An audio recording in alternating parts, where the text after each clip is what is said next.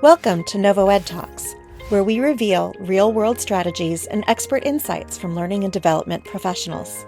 In every episode, we chat with practitioners, course designers, learning strategists, and business leads. We hear about their experiences in the learning industry and predictions for the profession and the trends that they're seeing. But before we get started, a little bit about NovoEd. Founded at Stanford's Social Algorithms Lab in 2012, NovoEd is a people-centric, capability-building platform that combines social and collaborative learning to drive performance readiness at scale. Through cohort-based experiences centered around human interaction, NovoEd taps into collective wisdom, placing each learner at the center of perspective, application, and expertise. Large enterprises such as 3M, GE, Marriott International, and Nestle partner with NovoEd to accelerate their critical initiatives, reconnect teams, and achieve rapid alignment through learning that is felt, experienced, and swiftly transformed into impact. Now, let's meet our guest for today's episode. Hello, everyone, and welcome to the NovoEDTalks podcast, a space for training trailblazers to get real. My name is Melissa Fisk. I'm the producer of the NovoEDTalks podcast, and today I'm joined by Nanci Meng, who is the learning experience researcher at Broadcom. Nanci is an education strategist, learning innovator, and holds a PhD in learning technology. At Broadcom, she leads efforts to advance mainframe talent development and create scalable, impactful learning experiences. Since joining the mainframe software division education team in 2022, she has unified enterprise data systems, elevated learner engagement, and strengthened academic partnerships around the world. Driven by a passion for making complex technologies accessible, Nanci bridges technology, education, and strategy to expand global access to mainframe learning. Nanci, it's an absolute pleasure to have you here. Welcome to the NovoEDTalks podcast. Thanks for having me. Hi, Melissa. Hi, everybody.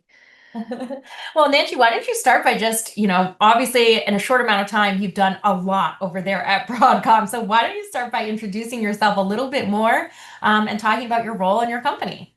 Sure.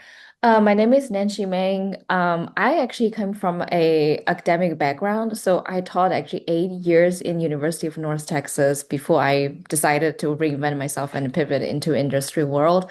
So back in the university, I started actually originally teaching Chinese language and culture courses at the university, and then eventually some of the courses at the learning technology department. And then after I get my PhD, I started to think, what else can I do? And what else can I use my degree for? And then I decided maybe industry is a new world to just worth going through and see what's in there.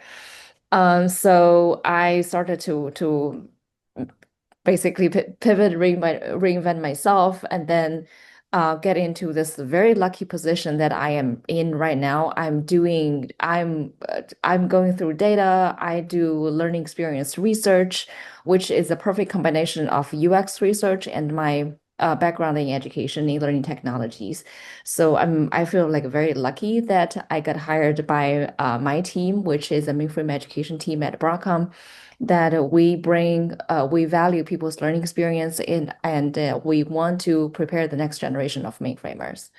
So what I do on daily is I work on education data, governance, and analytics, and the strategy. And on the other side, the second job of mine is actually spearhead the mainframe open education, which is a open source community education effort that Broadcom and other vendors are driving in the community. So I'm very lucky to be part of this like a bigger effort as well. Wow. So you're in all kinds of communities doing all kinds of things every day. That's awesome. I try one day at a time.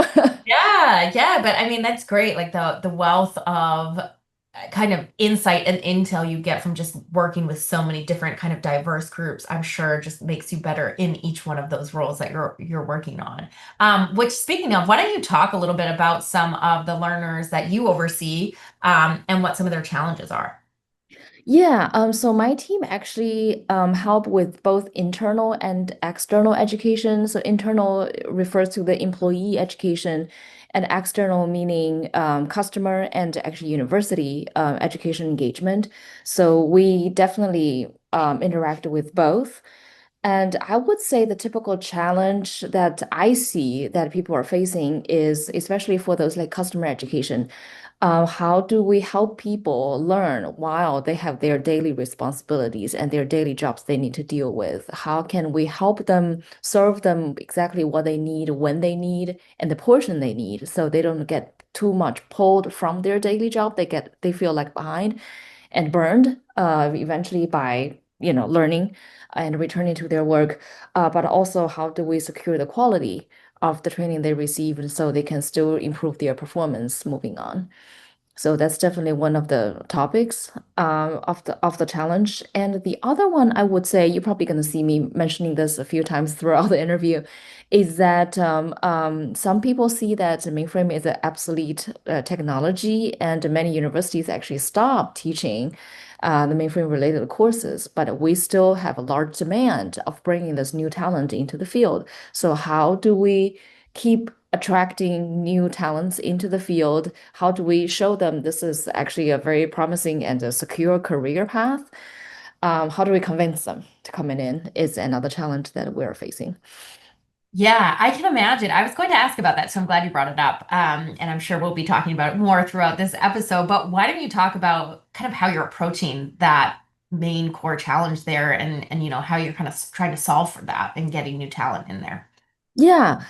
So actually, I was only 3 years into mainframe, and then what I've been hearing and actually observing is we have a lot of experts that are retiring in the upcoming decade, actually happening every day. Like every month, we always have this retirement party for somebody in the office, and that's just one company, one office, right? And Yeah. then so like we also observe like university-wide. I mean, when I say university-wide, it's like all the universities worldwide. It's not only North America, but like in Europe, in the EMEA area, we're observing the same thing. Universities taking the mainframe curriculum away and saying this is no longer relevant. University of the future facing business. So like they see a trend is no longer in place. They don't want to invest more. But at the same time, many business are evolved around a given technology they build upon. So like the companies or the business, they cannot just easily migrate away from a platform that's going to cost them the fortune to do that. And the new platform doesn't necessarily guarantee this like a cost effective approach they might seek to stay with. So what we do on one hand, we partner with local universities that we can directly hire from. So from the area I'm in is Dallas Fort Worth area in Mhm. Texas, that we have a lot of customers of us, like or mainframe shops around us. So like we try to hire from the local universities, so we know all the talents we brought in going to eventually stay and serve our customers. That is one. And we also reach out to the university to actually help them build the curriculum and say, okay, we see the latest and greatest from the industry, and we want to pass this knowledge to you to share with you universities. As long as you are willing to take it, we are willing to develop the curriculum with you, for you. And we also actually encourage, actually, many of our experts are very willing. They are at this point in their career, they want to just give back to the community.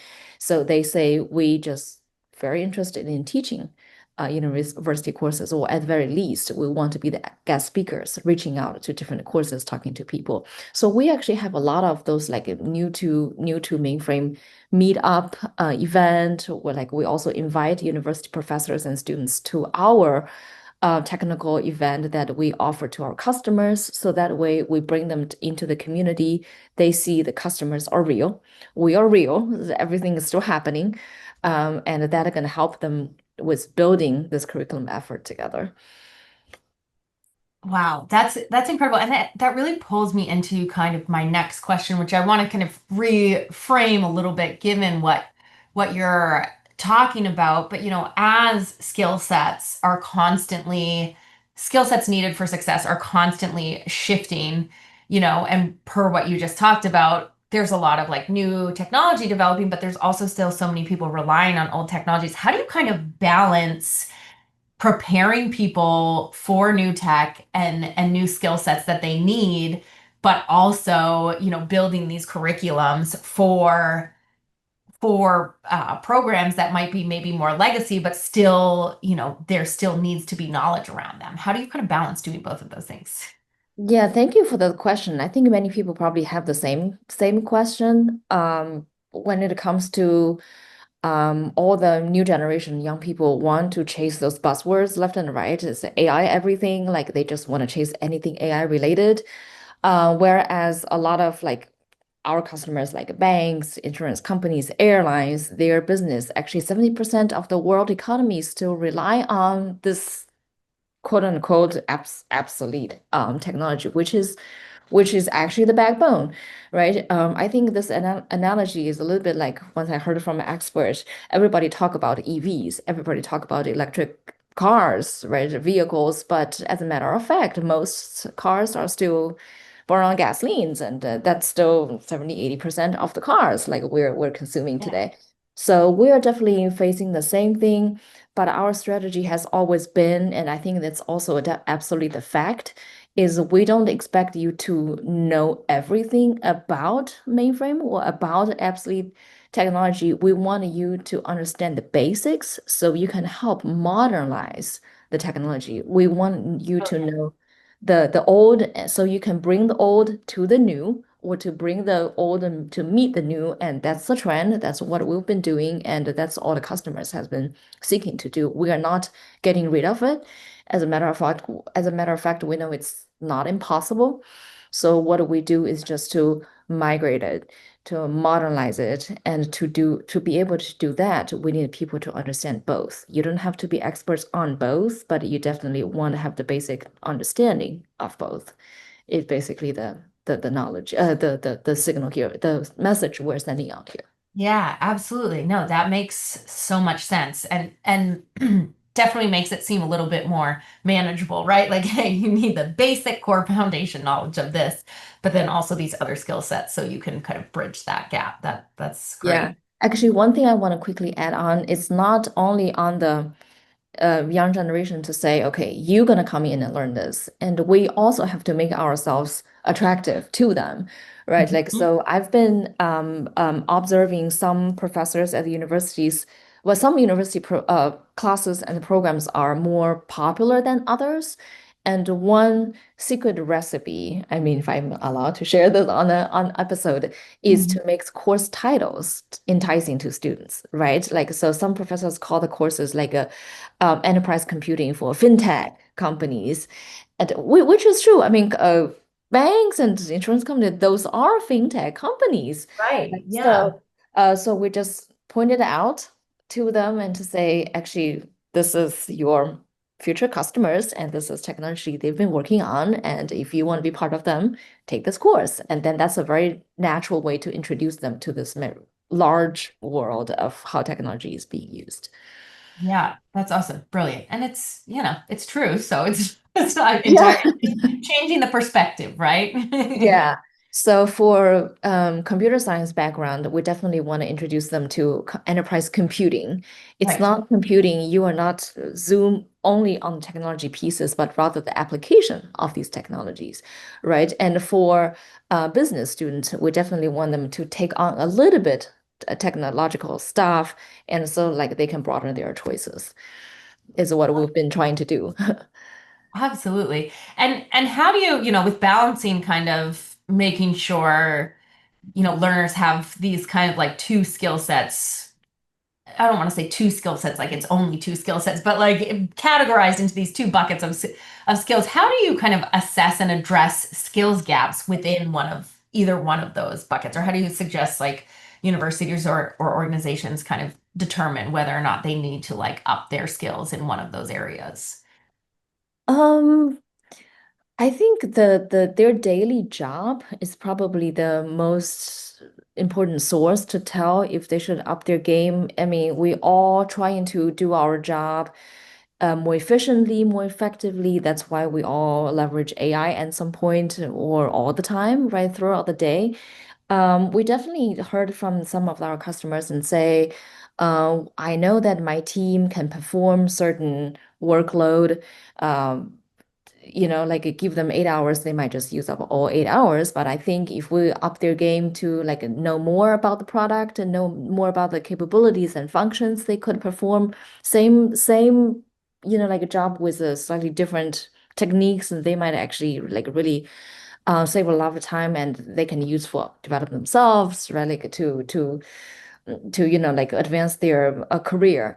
So we help our customers with not only just to give them introductory level to say, okay, this is the product, this is how you're going to use it, done, but rather how we upskill them by telling them to do the exact same performance you are doing here.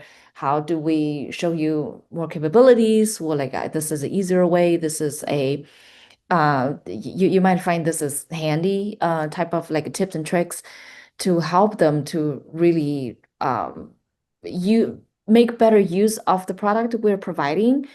And that way for us, that's a win-win, right? Like they improve their productivity and we increased our product stickiness. So like a customer going to eventually actually stick with our product longer, right? So that's what we have been trying to do to really help our customer to excel their day to day.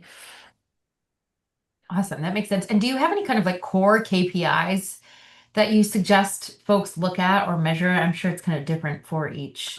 So some of the core KPIs we've been look into, definitely one, the most important one is learner engagement. When we talk about learner engagement, we're talking about their enrollment with us, their course completion rate with us, and also the length of learning they performed with us, right? Like, so we have a different data point that we collect and we can analyze that. And also, after they complete the training, we also do our knowledge application. Sometimes it's always a survey, but we also do beyond that, meaning, so one of the survey questions I also designed that, is to ask them, say, how soon can you apply what you just learned into your everyday job? So I would always say immediately, or 2 to 6 months, or 7 to 12 months, or 1 year plus. But basically, 1 year plus is a polite way to say never. Yeah. So so that way we know if the content that we teach is immediately relevant to them, they can immediately use it. Or given time when they move up to where like they adjust to their role that they will be performing at, they will be ready. Or are we completely miss the target of providing them irrelevant content? So we definitely have one of that as our survey questions. And we also have another survey question asking them their pre and post confidence level about the skills they acquired, right? Like for a given performance, like before the training, where are you with your confidence level? And afterwards, like did that actually increase? That is also a good way to tell us that they actually feel better about what they about to do. And besides the survey, we also monitor their on-job performance, and their manager actually will work with us to see if their performance actually improved, if their skill level improved, and we can basically, like based on the next step of education service to them on their performance. And then the other thing at the border organizational level, from our education team, we also look our data across different teams. So for example, one of the engagement we have is with the support team. Basically, we just see if the education content being served and being provided and served, do we see the support cases that particularly addressing skill deficiency drop? If that's dropping and we know like we're providing the right content to the people that their skill is no longer gapping, and then we're helping them to perform their job better, right? And the other thing is when they take our course, when they take our education, are they satisfied with the content that we're providing? Do they satisfied with the way the learning modality that we're providing? So that will be another way to tell. So there are definitely multiple Yeah. KPIs that we're looking into. Yeah, I think we also Yeah, so I just mentioned the data point that like we read across different orgs within the company within the division. So the next step we'll keep doing that to expand all this data connections across all the division, all the companies. So we are not only reading education with support, but also with technical documentation, with marketing, and see that when one learner or customer coming in with us, do we have all the touch points recorded with them and see how they grow their skills with us uh, based on all the data we'll be looking into. That's awesome. And those are, I feel like all of those data points really strengthen one another, right? It's Mhm. really powerful to have all of that, especially with like the confidence level and then the actual like job performance, right? But I Absolutely. love the question you ask about like how ready would you be to like apply these skills in your Hmm. day-to-day job? Because I think that plus the confidence question really speaks volumes to like, okay, do you feel like you really like understand that? Because that's almost as important like as whether or not they do, right? So I think that's Yeah. powerful. Yeah. Well, like that's a very objective way to say, okay, if you are being asked to do it now, are you Right. ready? Yeah, and you do it. Yeah, Yeah. exactly. Mhm. Do you have an example of a successful like case study that you implemented and had seen like immediate or maybe, long-term success with? Yeah, I think this is a good question to just bring all I just shared together. I Yeah. do want to share this story that I won't mention the name, but so we have so one of the community efforts I'm driving is called a Student User Group. So this is a monthly webcast that we invite speakers who's like more new to the field to share how they got to where they are now. So a lot of them are like professionals less than 5 years in the work, and then we ask them to share their student experience, their learning experience, and then what they do now, how they do now, and how they keep growing with us. And while doing this, we noticed that there are a few followers that we always have them. They come back every month. And among those, there's one lady, she's there all the time. And so like we just get familiar with that name, although she's always one of our audiences at the beginning, but we keep seeing the name coming back. We're like, okay, so she's very engaged and very special to us, and we want to know her a little bit more. And at this time, we also started to just want to encourage her to engage more with us because we're just like genuinely interested in who she is, why she's like keep following, not Mhm. everybody would be able to, like follow a program all along, but she's definitely the one. Um, and it turns out like she is a student from a university in UK, and she's been very interested in mainframe and this field, and she also applied for our summer mentee program. And we're, of course, very happy to see her being one of the applicants and going through all the resumes. She's the best fit. It's not biased, but it's just based on the genuine review of all the applications. Like she's the best fit for what we're seeking to see in the applicant. So we took her on as a mentee, and then throughout the time, the summer she was here. She was here actually with us this summer, the past summer. She's been helping us with our communication, with the community, with our marketing strategy when it comes to how our community communicate with people in on LinkedIn, our presence. She helped us with multiple initiatives, and she also started multiple new initiatives with the community, and she will be attending a conference. So like she's a very self-driving, and along the way, my boss, myself, we all try to provide her guidance. I would not call myself mentor, although like I received the mentor because of her excellent work.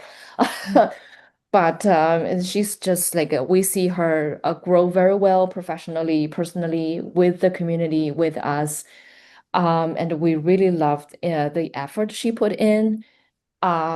She apparently also very enjoying just sharing her expertise and knowledge and grow with us in the community. And eventually, Broadcom decided to hire her at the end of her mentorship. So we're very excited this year that she's joined us because we know all the programs, all the initiatives she started will continue. So I think it's just like somebody found herself interested in us, and we found her to be a valuable member in the community. We just cannot afford to lose her. So we have to keep her by hiring her.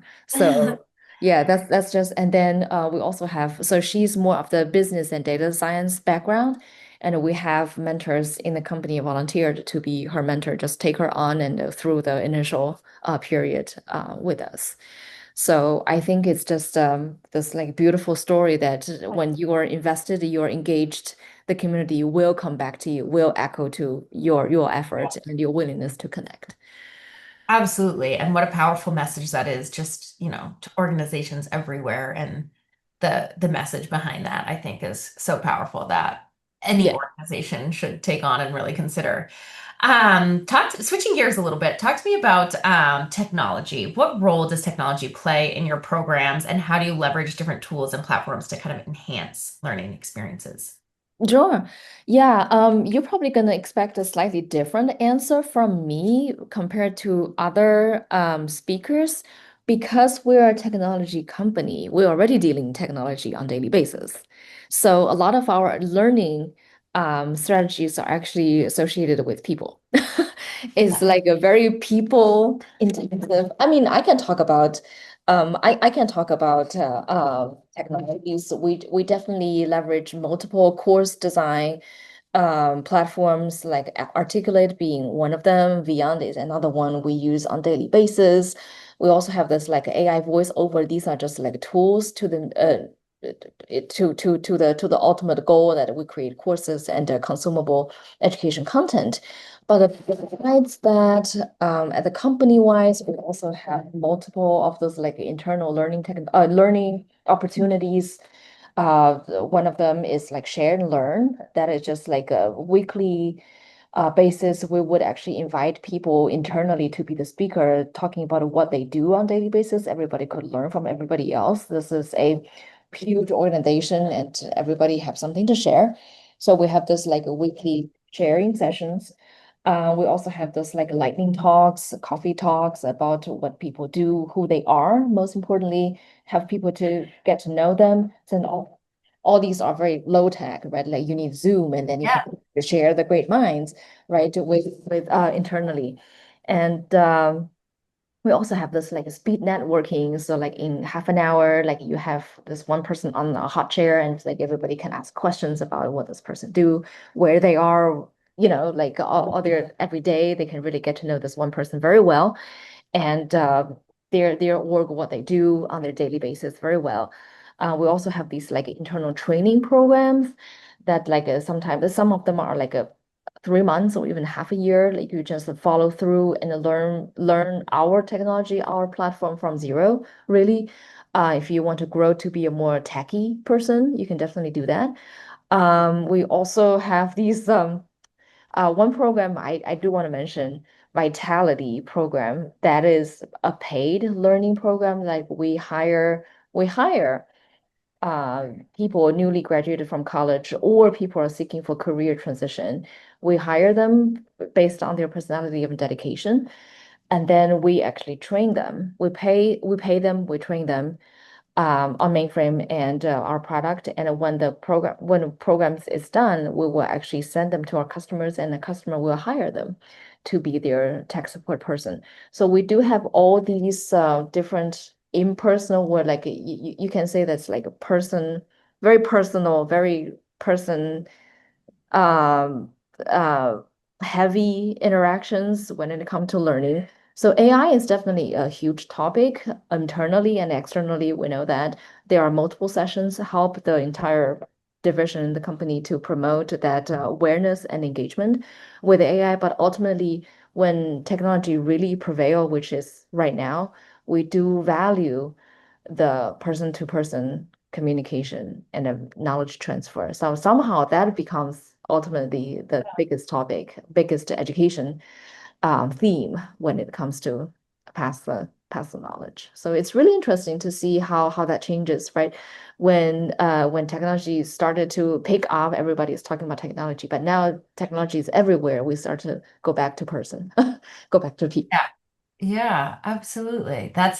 It's funny how that works. You think about that with like email and direct mail almost, right? Where like when email became like everyone used to do direct mail all of the time. And then it was, okay, once it became emails, people stopped doing direct mail. That direct mail became more powerful because there wasn't as much noise there, right? It's kind of that, it reminds me of that. Yeah, absolutely. Yeah. Anyway.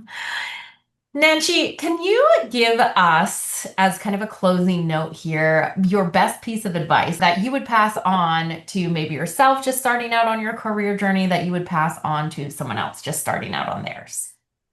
Well, advice number one, follow NovoEDTalk, right? I shared at the Aw. beginning of this talk that I reinvented myself 3 years ago just to pivot from academia to industry. So back then I was struggled. I definitely struggled, and because in academia you don't have that much somehow collaborations a lot of times. It's or not at the same scale of me collaborating with all the colleagues right now. So back then I'm kind of like in this like siloed space that just like me and a few colleagues that we interact on daily basis, and that's it. Right. And I don't have too much connection to the outside world. And I feel to be able to make that pivot, if somebody are seeking the same pivot, you should definitely make yourself available and connect with what's outside. And I think your podcast being one of the best resources they can possibly approach and quickly pick up at their fingertips, that they can actually get immersed into all these professional talks with experts in the industry. So definitely advice number one, get yourself well informed. And the second, just like I shared with that example earlier or use case earlier, I think there are a lot of people out in the industry and the community, they are seeking to hire the top talents. You just need to let people know who you are, what you're capable of, and you show your dedication and your willingness to learn all these different platforms or all these different technologies. And people are very willing to give opportunities to whoever new to the field. They just want to see the dedication, and they just want to see that you are in the game, you are one of them, with them through this journey. So I think there are still a lot of opportunities out there. And just like we talked about, we are in this time that new technologies are picking up, but those are still around us, will still be around for the longest time. And all the technologies need human touch and human maintenance to move forward. So there are still tons of opportunities. I firmly believe that. It's just our way of seeing them and pursuing them needs to be more, how should I say, widened, or like don't fix on those buzzwords and chase those buzzwords, because everybody doing the same. And how do you differentiate yourself from the rest? Absolutely. I love that, Nancy. That's so beautiful. And thank you so much for the love for the podcast. We really Oh appreciate yeah, I mean it. I think this is a great show. This is a great podcast, and I want more people to be able to get access and to actually benefit from all the content.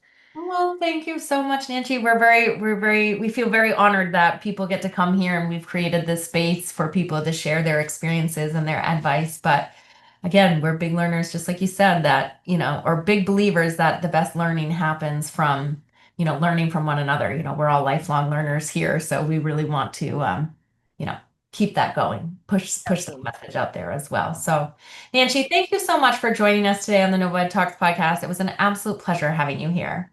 Same here, and thanks for having me. Awesome. And thank you to our listeners for tuning in to NovoEd Talks once again.